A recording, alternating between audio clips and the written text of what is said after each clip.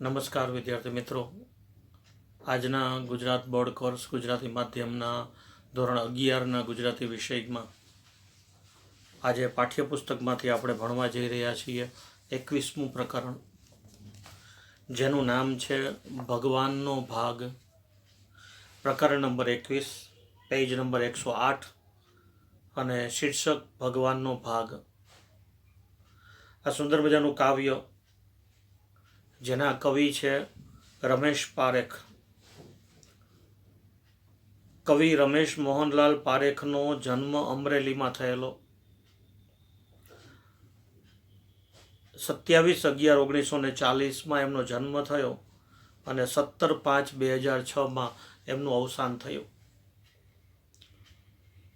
કવિ રમેશ મોહનલાલ પારેખ ઈસવીસન 1958 પારેખ અને મહેતા વિદ્યાલય અમરેલીમાંથી મેટ્રિક થયા.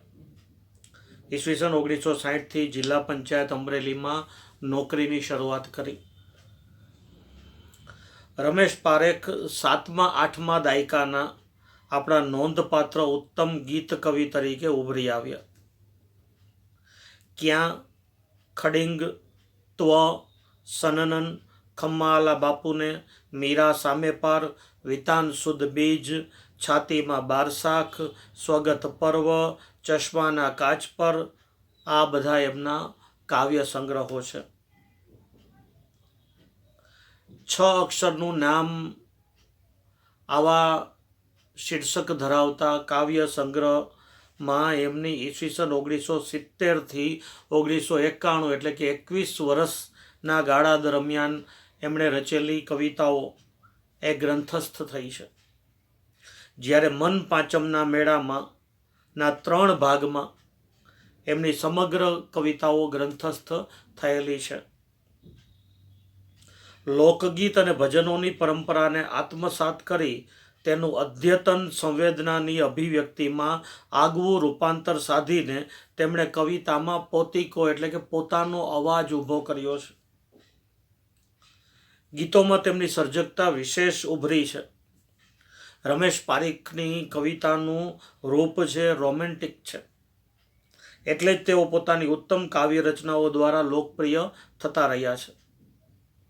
ગીત, ગઝલ તથા અછાંદસ રમેશ પારેખની ઉભરાતી સર્જકતાના કારણે નૂતન ઉન્મેષો તેમાં જોવા મળે છે. રમેશ પારેખે હાવુક અને ચી નામના બાળ સંગ્રહો આપ્યા છે ને દે તાલી અને હફરક લફરક તેમની બાળ વાર્તાઓના સંગ્રહ છે. સગપણ એક ઉખાણું તેમજ સૂરજને પડછાયો હોય એ એમના નાટકો છે. આધુનિક ટૂંકી વાર્તાના ક્ષેત્રે પણ તેમણે પદાર્પણ કરેલું છે. પ્રસંગોપાત ચિંતન લેખો, કાવ્યાસ્વાદો, સંપાદન વગેરેમાંય તેમની કલમ ચાલી છે. રમેશ પારેખને કુમાર ચંદ્રક, ઉમા સ્નેહ રશ્મિ પારિતોષિક, નર્મદ ચંદ્રક, રણજીતરામ સુવર્ણચંદ્રક, સાહિત્ય અકાદમીનું પારિતોષિક અને નરસિંહ મહેતા જેવા ઘણા બધા એવોર્ડ, ઘણા બધા સન્માન પ્રાપ્ત થયેલા છે. તો અહીંયા રમેશ પારેખે કાવ્ય સિવાય પણ ગુજરાતી સાહિત્યના અન્ય સાહિત્ય રચનાઓ એમાં એમણે પોતાનો હાથ અજમાવેલો છે અને અનેક એવોર્ડ, અનેક સન્માન એમણે પ્રાપ્ત કરેલા છે. આ અછાંદસ કાવ્યમાં માનવીની સમગ્ર જીવનયાત્રાનો આલેખ પોતાની આગવી શૈલીથી આપતા કવિ બાળપણથી જીવનના અંતિમ પડાવ તરફની ગતિનો સંકેત કરે છે. આ ગતિ હળવાશથી ગંભીરતા તરફની છે, સરળથી સંકુલ તરફની છે. અહીંયા જે આપેલું છે કાવ્ય આપણને ભણવા માટે, ભગવાનનો ભાગ, એ કાવ્ય રમેશ પારેખનું અછાંદસ કાવ્ય છે. ફરીને એકવાર આપણે સમજીએ કે અછાંદસ કાવ્ય એટલે શું. તો જે છંદના બંધનમાં રહીને રચાય એને છંદોબદ્ધ કાવ્ય કહેવાય, અને જે છંદના બંધનમાં રહ્યા વગર રચાય એવા કાવ્યોને અછાંદસ કાવ્યો કહેવામાં આવે છે. તમે 10મા ધોરણમાં છંદ ભણી ગયા છો. એ માત્ર તમારે 11 છંદના પ્રકાર ભણવામાં આવતા હતા.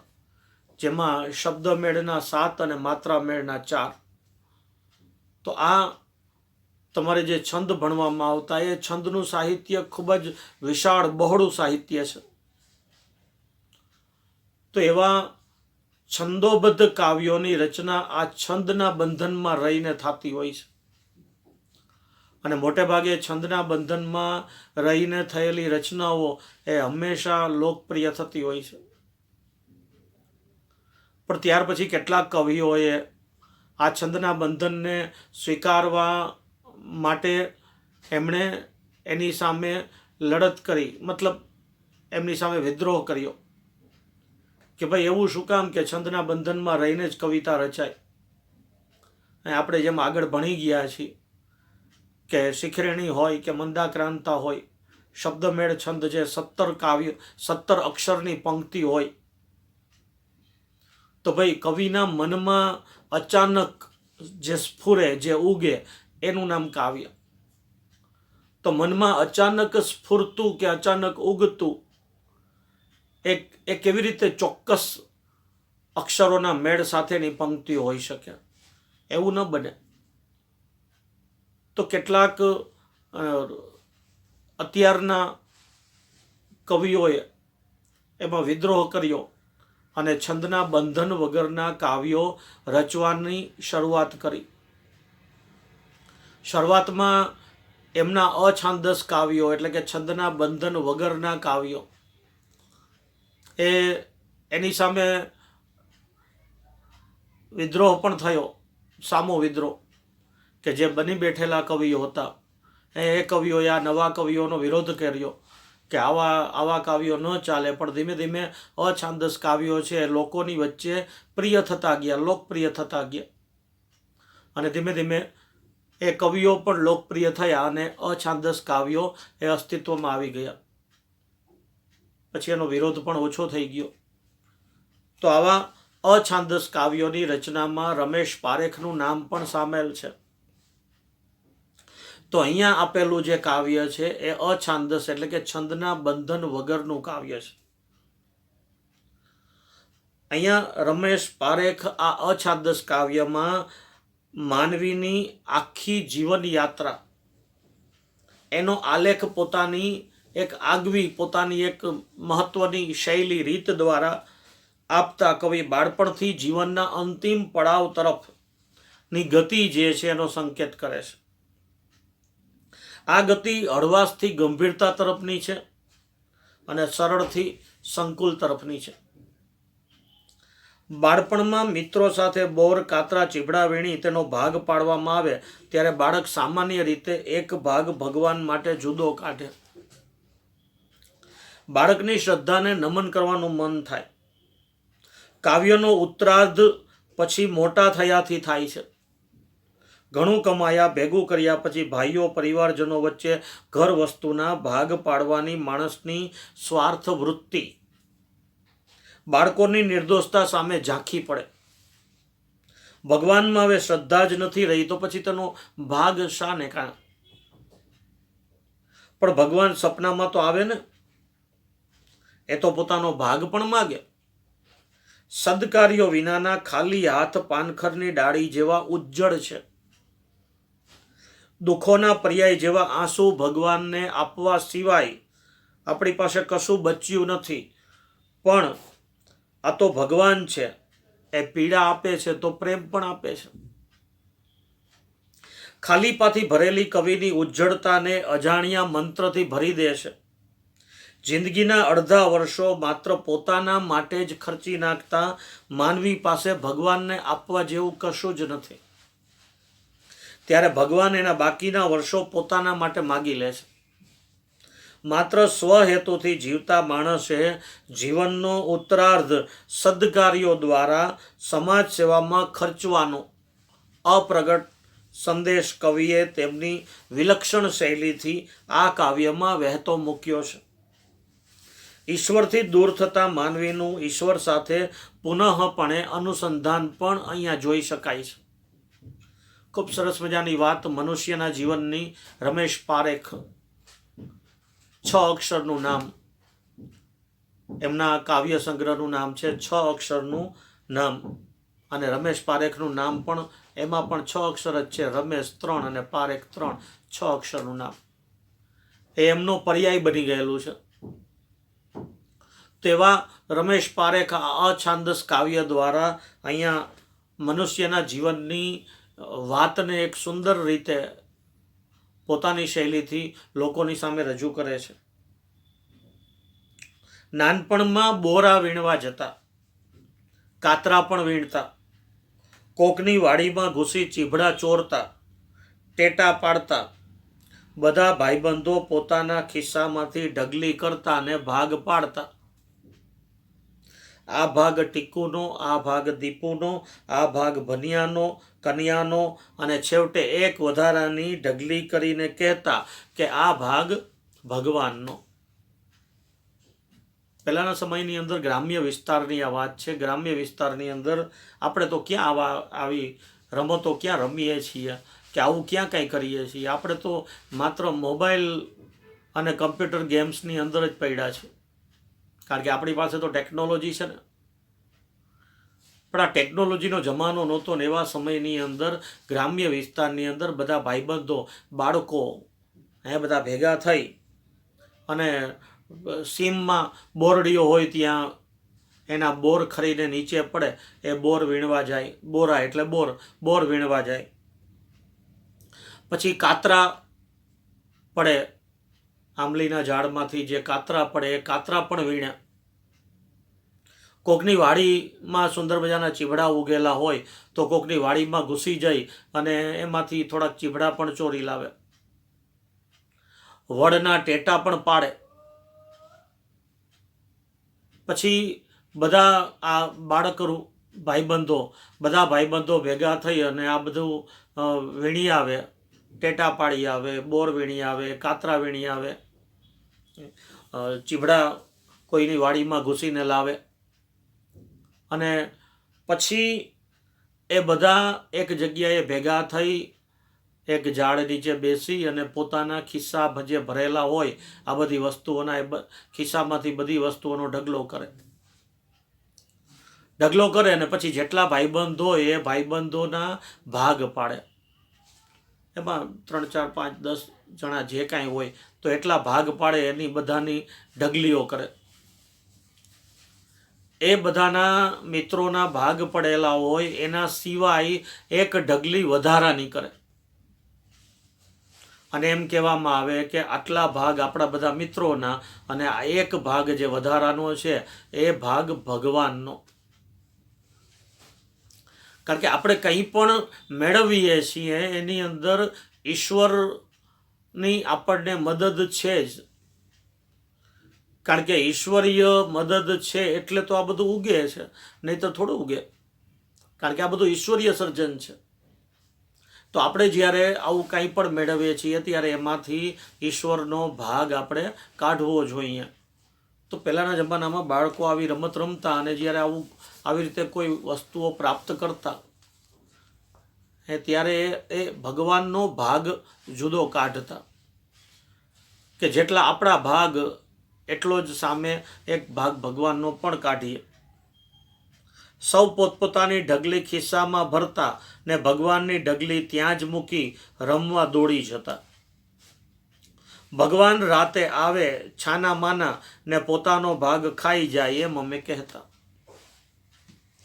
સૌ પોતપોતાની થયેલી ઢગલી એટલે કે પોતપોતાનો જે ભાગ છે, એ બોર છે, ચીભડા છે, કે ટેટા છે, કે કાતરા છે, કે તો આવી બધી વસ્તુઓ જે ભેગી કરીને લાવ્યા છે એમાંથી જે ભાગ પાડ્યો છે એમાંથી પોતાના ભાગની જે ઢગલી હોય એ ખિસ્સામાં ભરી લે. પોતપોતાના ભાગની ઢગલીઓ બધા મિત્રો પોતાના ખિસ્સામાં ભરી લે અને ભગવાનનો જે ભાગ કાઢેલો છે એ ભગવાનના ભાગની ઢગલી એ ત્યાં ને ત્યાં મૂકી અને પછી મિત્રો બધા રમવાને માટે ચાલી જાય. હવે આ ભગવાનના ભાગની જે ઢગલી ત્યાં ને ત્યાં મૂકેલી છે એના માટે આ મિત્રોમાં એવી માન્યતા હતી કે રાત્રે ભગવાન આવશે છાના મુના, કોઈને ખબર નહીં પડે એમ છાનામુના ભગવાન આવશે અને એ ભાગ એનો જે કાઢેલો છે એ આવી અને ખાઈ જશે, આવું અમે લોકો કહેતા. એટલે અમારા મનમાં આવી માન્યતાઓ હતી, આવું અમે માનતા. આ નિર્દોષપણે કરેલું કાર્ય છે, આ નિર્દોષપણે વિચારાતું એક વાત, એક માન્યતા છે. પછી આગળ ઉપર કવિ અહીંયાથી ને જીવનના ઉત્તરાર્ધની શરૂઆત કરે છે કે પછી અમે મોટા થયા, બે હાથે ઘણું ભેગું કર્યું, ભાગ પાડ્યા ઘરના, ઘર વખરીના, ગાય ભેંસ બકરીના, અને ભગવાનનો ભાગ જુદો કાઢ્યો. રબીશ, ભગવાનનો ભાગ, ભગવાન તે વળી કઈ ચીજ છે? પછી અમે મોટા થઈ ગયા, મોટા થઈ ગયા એટલે કમાવા લાગ્યા, અને કમાતા કમાતા અમે બધું ભેગું કરવા લાગ્યા. બે હાથે, કવિ લખે છે, બે હાથે ઘણું ભેગું કર્યું. બે હાથે ભેગું કર્યું મતલબ જીવનની અંદર કમાણી કરવા માટે થઈને અમે જેટલું થાય એટલું, જેટલી મહેનત અને જેટલું સાચું ખોટું આમ તેમ જે કાંઈ થાય એ બધું જ કર્યું, અને બે હાથે સુખ સંપત્તિ અને સમૃદ્ધિ ભેગી કરી. પછી ભાગે પાડ્યા. ઘર પરિવારની અંદર ભાઈઓ બહેનો હોય તો જે સુખ સંપત્તિ સમૃદ્ધિ ભેગી કરવામાં આવી છે એના ભાગ થાય, ભાઈઓ ભાગ પડે, એમાં બહેનોના ભાગ પણ મળે. તો કે ભાગ પાડ્યા, ઘરના ભાગ પાડ્યા, ઘર વખરીના ભાગ પાડ્યા, ગાય ભેંસ બકરીઓ જે હતી એટલે કે જે પશુઓ હતા એ આ તારા ને આ મારા, ઓલા તારા ને ઓલા આના, આમ કરીને પશુઓના પણ ભાગ પાડ્યા. પણ એમાં ભગવાનનો ભાગ જુદો કાઢ્યો. પ્રશ્ન થાય છે કે ખૂબ કમાણા, ખૂબ સંપત્તિ ભેગી કરી અને ત્યાર પછી ભાઈઓ બહેનોની વચ્ચે ભાગ પાડી અને ભાગ બધાના કાઢ્યા, પણ એમાં ભગવાનનો ભાગ કાઢ્યો. પછી કવિ પોતે જ કહે છે, રબીશ, ભગવાનનો ભાગ. રબીશ એટલે મૂર્ખ, તો મૂર્ખ છે. ભગવાનનો ભાગ શેનો? ભગવાન વળી કઈ ચીજ છે? ભગવાન શું છે? ભગવાન જેવું કાંઈ છે ખરું? આ તો બધું આપણે આપણી મહેનતથી પ્રાપ્ત કરીએ છીએ. માણસના મનમાં જ્યારે કમાઈ છે, જ્યારે સંપત્તિ અને સમૃદ્ધિ આવે છે, ત્યારે એને ભગવાન ભૂલાઈ જાય છે. ત્યારે એમ કહે છે કે આ તો મેં મારી મહેનતથી, મારા પરિશ્રમથી મેં ભેગું કર્યું છે. આપણે પરિશ્રમ કરીએ છીએ, આપણે મહેનત કરીએ છીએ, આપણે સંઘર્ષ કરીએ છીએ, એ વાત સાચી છે. પણ જ્યાં સુધી ઈશ્વર આપણને મદદ ન કરે ત્યાં સુધી આપણે કંઈ પણ પ્રાપ્ત કરી શકતા નથી. તો આપણા મહેનત અને આપણા પરિશ્રમની સાથે ઈશ્વરની મદદ અને ઈશ્વરની કૃપા એ પણ જરૂરી જ છે. એટલા માટે તો ભગવાન શ્રી કૃષ્ણએ કીધું છે કે કર્મણ્ય અધિકારસ્તે મા ફલેષુ કદાચન. તમે કર્મ કરો, હું તમને ફળ આપીશ. ફળની આશા રાખ્યા વગર કર્મ કરી જાઓ. પણ માણસની એવી સ્વાર્થી વૃત્તિ છે, એવી માનસિકતા છે કે માણસ જ્યારે સંપત્તિ અને સમૃદ્ધિ પ્રાપ્ત કરે છે ત્યારે ઈશ્વરના અસ્તિત્વને ભૂલી જાય છે. એટલે કવિ કહે છે કે માણસ એમ વિચારે જ્યારે મૂર્ખ, ભગવાનનો ભાગ શું કાઢવાનો હોય? ભગવાન વળી કઈ ચીજ છે? ભગવાન જેવું ક્યાં કાંઈ કશું છે? આપણે આખી રાત ભગવાનની સામે થાળી ભરીને મૂકી દઈએ, ભગવાન ખાય છે? તો આ એક તર્ક છે કે ભગવાન જેવું કંઈ છે જ નહીં. ભગવાન થોડા ખાતા હશે? સુખ, ઉમંગ, સપના, સગાઈ, પ્રેમ, હાથમાં ઘણું ઘણું આવ્યું. આ બધું સુખ છે, ઉમંગ છે, સપના છે, સગાઈ મતલબ સંબંધો છે, અને પ્રેમ લાગણીઓ છે, હાથમાં આ બધું આવ્યું છે. પણ આપણે ઈશ્વરની માન્યતાને આપણે મૂકી દઈએ છીએ. એટલે કવિ આગળ સમજાવતા કહે છે કે અચાનક ગઈકાલે ભગવાન આવ્યા, લાવ મારો ભાગ. અચાનક ગઈકાલે ભગવાન આવીને મને પૂછે છે કે લાવ મારો ભાગ. તે બધાના ભાગ પાડ્યા છે, મારો ભાગ ક્યાં છે? પેલા બાળપણમાં તો મારો ભાગ કાઢતા હતા, હવે મારો ભાગ ક્યાં છે? લાવ મારો ભાગ દે.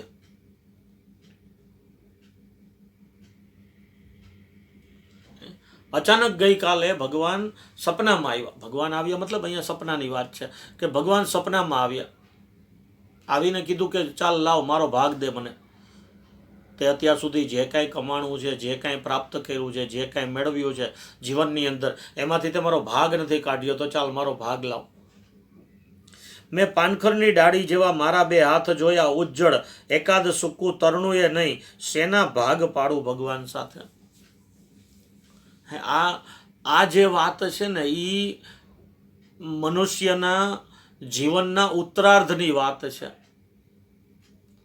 છે કે મનુષ્ય 50-55 વર્ષનો થાય ત્યાં સુધી સતત સંઘર્ષ, મહેનત, પરિશ્રમ કરી પોતાના સંતાનો, પોતાના ભાઈઓ બહેનો એના માટે થઈને કમાઈ રાખે, ભાગ પાડે, બધાને જે કાંઈ ભાગે આવતું હોય બધું આપે, ભગવાનનો ભાગ કાઢે નહીં. પછી છેલ્લે વૃદ્ધાવસ્થા આવે ત્યારે એની પાસે કશું રહેતું નથી. તો આ મનુષ્યના જીવનનો ઉત્તરાર્ધ છે, એટલે કે પછીનો ભાગ, બીજો ભાગ. પૂર્વાર્ધ એટલે પહેલાનો અને ઉત્તરાર્ધ એટલે પછીનો. તો આ મનુષ્યના જીવનનો પછીનો ભાગ છે, એટલે કે વૃદ્ધાવસ્થા છે કે જેમાં મનુષ્ય પાસે કશું જ રહેતું નથી. અને એવા સમયે ભગવાન સપનામાં આવીને પૂછે છે કે ભાઈ લાવ મારો ભાગ ક્યાં છે, મારો ભાગ લાવ. ત્યારે કવિ કહે છે હું પાનખરની ડાળી જેવા. પાનખરની અંદર, પાનખર ઋતુ આવે એટલે વૃક્ષની ડાળીઓની અંદર પાંદડાઓ એક પણ હોય નહીં, સાવ સૂકી ડાળીઓ, પાંદડા વગરની ખાલી સૂકી ડાળીઓ હોય. કે મેં પાનખરની ડાળી જેવા, સૂકી ડાળીઓ જેવા મારા બે હાથ જોયા, સાવ ઉજ્જળ, બે હાથમાં કશું જ નથી. એટલે મતલબ મારી પાસે હવે કશું જ રહ્યું નથી. તો ભગવાન ને ભાગ શેનો આપું? ભગવાન સાથે હું શેનો ભાગ પાડું? આંખમાં જળજળિયા આવ્યા તે અડધા જળજળિયા ભગવાનને આપ્યા. આંખમાં આંસુ આવી ગયા કે હે પ્રભુ, હે ઈશ્વર, હવે હું તમારી સાથે શેનો ભાગ પાડી શકું? હવે તો મારી પાસે કશું જ રહ્યું નથી. તો એ બધું વિચારીને ઈશ્વરનો ભાગ કાઢતા ભૂલી ગયો. એ વિચારીને આંખમાં જળજળિયા, આંખમાં આંસુ આવી જાય છે. તો ભગવાનને કીધું હવે આંખમાં આંસુ આવ્યા છે, અડધા આંસુ તમે લઈ લ્યો. એ ભાગ પાડી આપણે, બીજું તો શું કરી શકીએ. તે અડધા આંસુ ભગવાનને આપ્યા અને ભગવાનની સાથે આંસુનો ભાગ પાડેલો છે. વાહ કહી ભગવાન મને અડિયા ખંભે હાથ મૂક્યો, મારી ઉજ્જળતાને પંપાળી, મારા ખાલીપાને ભરી દીધો અજાણ્યા મંત્રથી. તેણે પૂછ્યું કેટલા વર્ષનો થયો તું? વાહ એમ કહી અને ભગવાને મારા ખંભા પર હાથ મૂક્યો, મને સ્પર્શ કર્યો. મારી ઉજ્જળતા, મારા જીવનમાં આવેલી આ ઉજ્જળતાને પંપાળી એટલે કે સાંત્વના આપી. મારા જીવનમાં આવેલી આ ઉજ્જળતા, વૃદ્ધાવસ્થામાં માણસના જીવનમાં ઉજ્જળતા આવી જાય છે. પછી એના સંતાનો, એના પરિવારજનો પણ એની સાથે વાત કરવા, હળવા મળવા એકબીજા પાસે ટાઈમ હોતો નથી, સમય નથી હોતો. એટલે જે એકલતા આવી જાય છે એની વાત કરે છે કે ઉજ્જળતા આવી ગઈ. તો એ ઉજ્જળતાને પંપાળી એટલે કે મને સાંત્વના આપી અને મારા જીવનનો જે ખાલીપો છે, મતલબ જે એકલતા છે, એને કોઈ અજાણ્યા મંત્રથી, મને કોઈ અજાણ્યો મંત્ર મને ફૂંકી અને મારા ખાલીપાને, મારી એકલતાને જાણે કે દૂર કરી દીધી, ભરી દીધો. ભગવાને મને પૂછ્યું કેટલા વર્ષનો થયો તું? મેં કહ્યું 50 વર્ષ. હું બોલ્યો 50નો. ભગવાને મને પૂછ્યું કેટલા વર્ષનો થયો? મેં કહ્યું 50નો. અચ્છા, ભગવાન બોલ્યા 100માંથી અડધા તે ખર્ચી નાખ્યા, હવે લાવ મારો ભાગ. ને મેં બાકીના 50 વર્ષ ટપ દઈને મૂકી દીધા ભગવાનના હાથમાં. ભગવાને મને પૂછ્યું કે કેટલા વર્ષનો થયો? એટલે મેં કહ્યું 50નો. ભગવાને કીધું અચ્છા, 100 વર્ષની જિંદગી મેં તમને આપી છે, એ 100 વર્ષની જિંદગીમાંથી અડધા તો તે ખર્ચી નાખ્યા, અડધા તો તે વાપરી નાખ્યા, અને એમાં મારો ભાગ આપ્યો નહીં, કશું જ કર્યું નહીં. મારા માટે તે કશું ના કર્યું, તે મને ભાગ પણ ના આપ્યો. હવે લાવ મારો ભાગ તારા જીવનમાં 100 વર્ષનું આયુષ્ય આપેલું છે, 50 વર્ષ તો તે ખર્ચી નાખ્યા છે, 50 વર્ષ તે જવા દીધા, તો હવે તારા જીવનની અંદર મને ભાગ આપ, હાલ મારો ભાગ લાવ. અને મેં ટપ દઈને ભગવાનના હાથમાં મારા 50 વર્ષ હવે પછીના જે છે, એટલે 50 વર્ષના આયુષ્ય પછી જે પ્રૌઢાવસ્થામાંથી નીકળી અને વૃદ્ધાવસ્થા તરફનું જે આયુષ્ય છે એ મેં ભગવાનને એના ભાગ રૂપે આપી દીધું છે. ભગવાન છાના માના રાતે એનો ભાગ ખાય. હવે તો ભગવાનનો ભાગ બની પડ્યો છું. અહીં જોઉં છું રાહ કે ક્યારે રાત પડે ને ક્યારે આવે છાનામાના ભગવાન, ને ક્યારે આરોગ્ય ભાગ બનેલા મને, ને ક્યારે હું ભગવાનના મોંમાં ઓગળતો ઓગળતો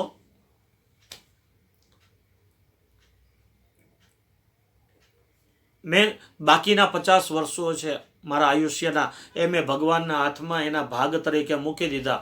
ભગવાન રાતે આવી અને છાનામાના એનો ભાગ છે એ ખાય, મતલબ કે એ જીવન પસાર થાય. હવે તો હું ભગવાનનો ભાગ બનીને, વૃદ્ધાવસ્થા આવેલી છે, હવે કોઈ પરિવારની સાથે, કોઈ સંતાનો સાથે હળવા મળવાનો કે કોઈને મારી સાથે બેસવાનો સમય નથી, એટલે જાણે કે હું ભગવાનનો ભાગ બનીને અહીંયા પડ્યો છું. અને હું રાહ જોઉં છું કે ક્યારે રાત પડે, ક્યારે છાનામાના ભગવાન આવે, અને ક્યારે એ ભગવાન એનો ભાગ બનેલા મને આરોગે, એટલે હું એનો ભાગ છું એટલે મને આરોગે, એને પોતાનામાં એ મેળવે. અને એ ક્યારે હું ભગવાનના મોંમાં ઓગળતો ઓગળતો એના શરીરમાં, એના પેટમાં, એટલે કે એના શરીરમાં, એટલે કે ભગવાનમાં હું અલોપ થઈ જાઉં. તો અહીંયા વાત કરે છે કે 50 વર્ષ છે એ મનુષ્યના જીવનની અંદર કમાવામાં, મહેનત કરવામાં, પત્ની સંતાનોને સાચવવામાં, એનું ધ્યાન રાખવામાં નીકળી જાય છે. ત્યાં સુધી આપણે ઈશ્વરને યાદ કરતા નથી. તુલસીદાસજીએ, કબીરે કીધેલું છે કે સુખ મેં સુમિરન સબ કરે, દુઃખ મેં કરે ન કોઈ.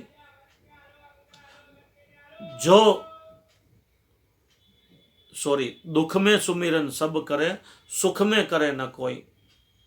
जो सुख में सुमिरन करे तो दुख काहे को होय. દુઃખની અંદર તો બધા જ ભગવાનને યાદ કરે છે, સુખમાં કોઈ યાદ કરતું નથી. જો સુખમાં પણ ઈશ્વરને યાદ કરો છો તો જીવનની અંદર દુઃખ આવે જ નહીં ને. પણ આપણે હંમેશા સુખમાં ભગવાનને ભૂલી જાય છીએ, દુઃખ આવે એટલે ભગવાન પાસે દોડી જાય છીએ અને ભગવાનને યાદ કરીએ છીએ, ભગવાનને કાલાવાલા કરીએ છીએ અને એમની પાસેથી કંઈ ને કંઈ મેળવવા માટેની માગણી કરીએ છીએ, સુખ આપવાની માગણી કરીએ છીએ. તો સુખ સમયે આપણે ભગવાનને યાદ કરતા નથી. તો અહીંયા એ જ વાતને થોડા જુદા સ્વરૂપે રજૂ કરવામાં આવી છે કે 50 વર્ષ જીવનના 100 વર્ષનું આયુષ્ય ઈશ્વરે ભગવાને આપણને આપેલું છે, એમાંથી 50 વર્ષ આપણા એમનેમ જતા રહીએ છીએ. તો પ્રૌઢાવસ્થા સુધી, એટલે કે 50 વર્ષ સુધી આપણા પરિવાર, આપણી પોતાની જિંદગી, સંતાનોની, પત્નીની જિંદગી, એના માટે થઈને આપણે એ 50 વર્ષોને ખર્ચી નાખીએ છીએ. પણ પછીના જે 50 વર્ષો છે, એટલે કે પ્રૌઢાવસ્થા પછી, હવે 50 વર્ષના થાય છે ત્યાં સુધીમાં આપણે આપણા સંતાનોને બરાબર યોગ્ય રીતે ગોઠવી દઈએ છીએ, એના માટે કમાઈ અને એના માટે ભેગું કરીને એને ભાગ આપી દઈએ છીએ, દીકરા દીકરીઓને ભાગ આપી દઈએ છીએ, પત્નીને પણ ભાગ આપીએ છીએ. તો એ ભાગ આપણે આપી દઈએ છીએ. તો આ બાકીના જે 50 વર્ષો છે, એ બાકીના 50 વર્ષો આપણે ઈશ્વરની સેવામાં, એટલે કે ધર્મના નામે ખર્ચ કરવા જોઈએ.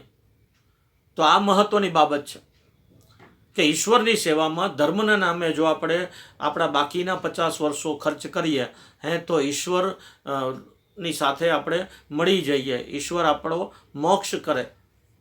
સદકાર્યો, સત્કર્મો અને ધર્મ કાર્યો એ બાકીના વર્ષોમાં એટલે કે વૃદ્ધાવસ્થાના સમયે એ સત્કાર્યો પાછળ બાકીનું આપણું જીવન આપણે સદકર્મો કરવા પાછળ ખર્ચ કરવું જોઈએ. એવું કંઈક સંદેશ અપ્રગટ એટલે કે એકદમ સીધો ઉપદેશ નથી, પણ છુપા શબ્દોમાં એવો કંઈક સંદેશ કવિ આપણને આપે છે. તો આવા આપણા સુંદર મજાના કવિ રમેશ પારેખ એ આપણા માટે સરસ મજાની આ વાત લઈને આવ્યા છે. આપણા જીવનની, મનુષ્ય જીવનની એક સુંદર વાત કે જે આપણા જીવન માટે ખૂબ જ મહત્વની છે.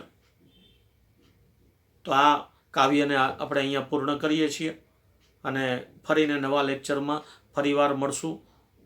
ત્યાં સુધી આવજો.